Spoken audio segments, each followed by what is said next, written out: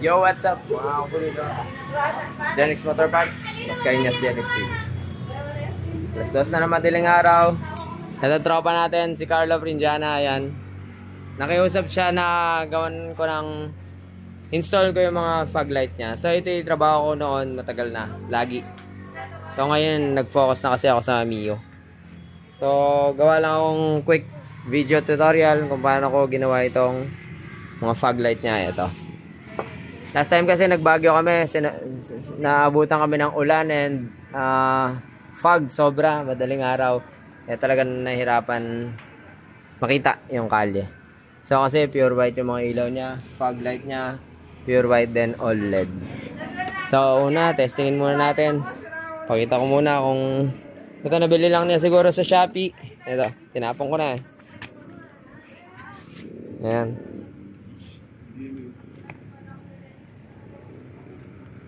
Pero ikanalulungkot ko, hindi na po ako ganong tumatanggap ng gantong trabaho. Kasi sobra-sobra na po yung mga trabaho ko. So, pinagbigyan ko lang ang ating tropa na gawin itong kanyang wiring. So ayan, testingin ko muna para tapos pakita ko sa inyo kung paano ko wiring ito at kung ano ng mga piyesang ginamit. So ito yung budget meal lang. Testingin muna natin ang kanyang ordinary switch lang din. Ayan, low. So ayan, low tapos high, low. So pag foggy, napaka-importante ng dilaw na ilaw.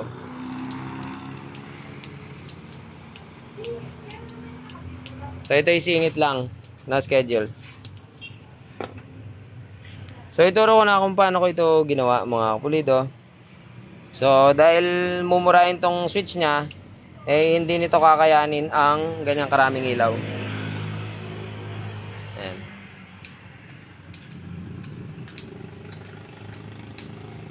For sure ilang minutong gamit lang to eh, masusunog na ito. Dahil kung makikita ninyo ang kanyang wire, eto, napakanipis lang. Ayan o, yan. Gasinulid lang. Habang pag pinagsama-sama mo yung wire na itong lahat ng LED na yan ay napakakapal. So tuloy na natin mga kapulido. Bali ang pag-install na nilagay ko nito is ayan, matatag yan. Yan. So dahil walang ayaw niyang matabasan yung kanyang likod eh nilagyan namin ng mga bakal at tinali namin ng cable tie doon sa likod para maging matibay siya. At hiniwa ko yung gitna ng LED para kainin niya yung grills. So ang nangyari, hiniwa ko yung likod, pumasok siyang pa ganyan para hindi na to sirain. So yun, ganun po yung ginawa kong principle para matibay. Saan ba yung likod? Wala, may picture ka ba? Picture na gulot atin ka? Wala. So ayun, ganun lang siya sa likuran mga kapulito. Nilisin na lang mamaya yung mga cable tie. Pero napakatibay niyan. Ayan o.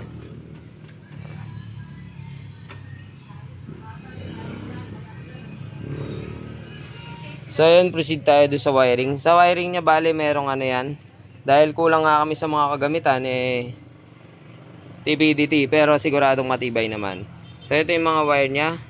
Merong yellow, red, tsaka black. Bali yung yellow, yun yung low beam niya. Pinagsama-sama ko lang lahat sila. Ayan, 4 na piraso. Sama-sama lang yan kasi ayan, low lang naman yan. So yung yellow niya, ayan, yun yung low beam. Papunta siya sa relay na to. Yung red niya, yan yung white, high beam, dito naman sa relay na to. So, anong pakinabang ng relay? Kapag gumamit ka ng relay, yun yung sumasalba. Sumasalo lang lahat ng kuryente kesa itong switch. So, kung ordinary itong switch, tas wala kang relay, ang ginawa mo, idinirekta mo na yung switch papunta dito para buhayin sila, ay masusunog lang kagad to kapag ginamitan ng high wattage na switch. So, ang gagawin ni relay, isi-switch niya si relay para si relay ang magbigay ng kuryente sa ilaw. Marami nagkakamali dyan, nakikita ko sa mga motor. Parang wala rin pakinabang yung relay. Sa mga busina, ganon. So, ang gagawin nito ni switch, kung pansin, tumutunog siya. Low, high. High, low, high, low, high. So, yun. Pag pinindot mo yung low, isi-switch niya to. Pag pinindot mo yung high, isi-switch niya naman to. So, paano nangyari yon? Kumuha ka ng source. Mamaya, kukuhanin natin sa loob naman. Kukuha tayo doon sa fuse box. Pag papasukan nito, kasi sa loob natin ilalagay ito. So, pan-testing lang to mga kapatid dito sa labas. Mamaya, ipupwesto natin to sa loob. Tapos, doon siya magiging switch. So, ang ginawa ko muna ay ganito. Siyempre, ipipuse natin. Dahil ordinary lang yung fuse, ginamitan ko siya ng 2 piraso para matibay yung ano. Also, kung isa lang yan, tapos babaran yung ilaw, pag ditong mga mumurahin na to, wala. Masisira lang din agad, maglulus lang din kagad. So, ginawa kong 2 para matibay siya, kahit mumurahin lang. So, ganito lang siya mga kapulido. Itong switch na to, kinuha ko lang yung neutral. Temporary lang to nandito Bali ito sa loob to pupunta sa may dashboard. So, kumuha lang ako source na itong switch. Pagka in-on mo to, maglalabas siya ng kuryente. Papunta naman dito sa kanyang output. Yan. So, itong brown wire na to, ay pupunta rin sa relay. Kasi papagapangin natin to sa harap. So, yan. Siya lang yung mag-on sa relay para kumuha ng kuryente, makakuha ng kuryente si LED galing sa relay, galing sa battery. Yan. So, ito positive, battery. Para mas malinaw. Ang positive, direct, pinagsama ko lang, number 87. Yung papunta sa battery, 287. High-low kasi to, kaya 2 relay ginamit ko. And hinirang ko na rin kasi wala akong socket. So, 87 na yan, pareho papunta sa positive. Itong 30, ayan, 2. High yung isa, low yung isa. Ayan, 30 pareho. 30 to, 30 rin to. Papunta sa ilaw, high and low, high and low. Next, ito yung negative ng relay. Yung negative ng relay at saka yung black ng LED ay nagsama lang. Ito yung black ng LED. Tapos ito yung galing sa relay na negative. Kailangan na yan para umandar si relay. So, magkasama sila sa body ground. Nandito yan, nakatap sa loob. Nakatago lang dito sa loob. Ayan, body ground yan. So, yun. Kapag ka-sinwitch mo na siya, eto naman, ito 86 to kasi nasa kabila. Pinagsama ko na ng gitna. 86, 85. So, yung 85, yan yung high beam ng switch. Galing sa switch. Ito yan. Tapos, yung 86 nito, yan yung galing sa low beam ng switch. Ito. Ito rin yan. Nandini. So, isa dyan. So, pagagapangin na natin to doon. Tapos, yun na yun mga kapulido. Low, high. So, pagagapangin ko na tumamaya sa harap, ibabundle ko muna para sure safe. Kasi tatali natin sa loob para hindi magdikit-dikit. So, ito iti-tape natin as bundle ito. So, tapos ito, pagapangan na natin to sa loob. Tanggalin ko na yung temporary na to. Yan, ready lang natin mamaya. Permanent na natin.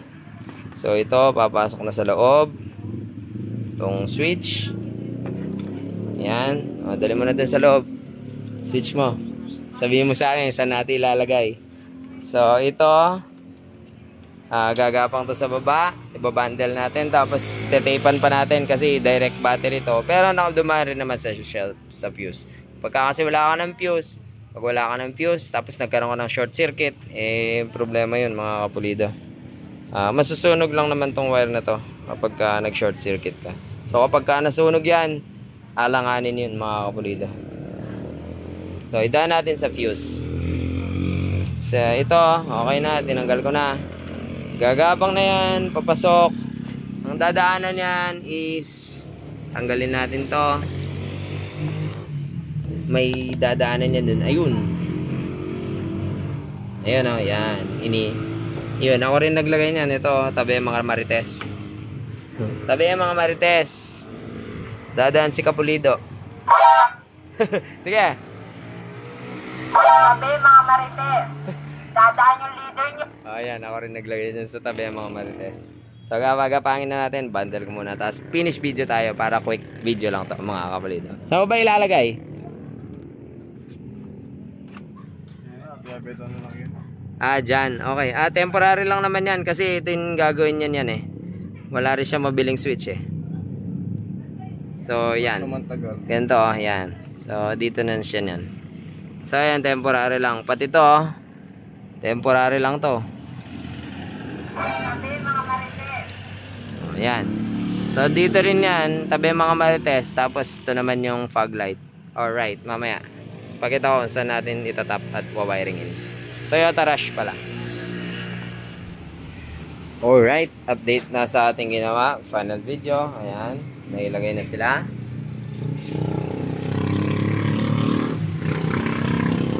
Yan, bundled na yung wire. Nakatali dito sa taas yung kanyang relays. Naka-safety. Siyempre, yung mga wire kailangan di sila nakakadikit sa grounding. Tapos yung positive line. Ayan, dito gumapang. So, itong isa kasi para sa busina. Nilagay namin dati itong dalawang Bosch. Ayan. Yan, yung Europa. So, may relay. Tapos yung hanggang ngayon, di pa rin na pinapalitan ng relay. So, ang trabaho kasi ng busina is pit. Ganun lang naman siya nag-ooperate. So, hindi naman siya basta-basta bibigay. Unlike dito, kung gagamitan natin ng isa na mumurahin lang, alanganin kapag kaisa. Kasi babad ang sin din yan. Yan. So, kahit makalimutan niya, okay lang. Kasi dalawa kagad ang nilagay ko para sure na hindi siya masira. So, direct positive na yon papunta sa relay. So, pinatakbo na natin yung wire na papunta sa switch. Ayan, dadalawa lang yon, high and low. Ayan. Tapos, lumusot lang siya doon. Sana? Saan na yun? Basta yung tinuro ko kanina, mga kapulido. Basta meron lusutan dyan na goma. Tapos, lilitaw na yung wire dito sa loob. Ayan, dalawa lang yung kailangan mo. Ito na siya. Ito. Tabi marites, ito rin yung pula. Ito yung bago nating nilagay. So, yung source na kukunin mo positive is ito. Meron dito itong kulay brown sa may brake lights. Always on yan kasi ano. So, pwede kang kumuha ng source dyan. Relay lang naman ang papaanda rin. So, ayan. Direct positive din yan. Pero dumaan siya sa wire. Ay, fuse. So, ayan. Yung marites dito ko rin kinuha. Kasi ito yung pula. Galing sa switch. So, ito na siya. Temporary lang to ah. Ordinary lang yung switch. Yung marites, ito. Yung switch ng marites dati, ito. Tabi mga marites. Ayan. So, pag binuksan mo to, ayan, makikita nyo rin. Ayan. Yan. So, ito na yung wire. Inipit lang namin sa likod. Temporary. Yung red, yun yung pumunta doon sa brake light switch. Ito na yung high and low na pumunta doon. So, yun. Testingin na natin mga kapulido at magpapaalam na tayo. Alright, so ayan, testingin na natin. Nakasindi pala. Low and high. So, ayan o. Low, high. Low, high. Off. Low, high. Alright. Di ka ba yung try na? So, mamaya ipupwesto na lang namin yan kung pasok pa yung ano sa daan. Siyempre, kailangan makita mo, hindi siya nakakasilaw. Pag naka-low, yun o, low, high. Alright. So, yan po yung final ng ginawa natin. Salamat po sa panunod, mga kapulido. Na may nakatulong po ang ating munting video, short video kung paano natin inilagay ang fog light para sa Toyota Rush. Yan. Salamat po sa panonood. Siyempre, Pulitong Gawa at Genrix. Overtime, na-stress na. Pagod match. Yun. Hanggang sa muli natin pagkikita. Paalam. Haggard na.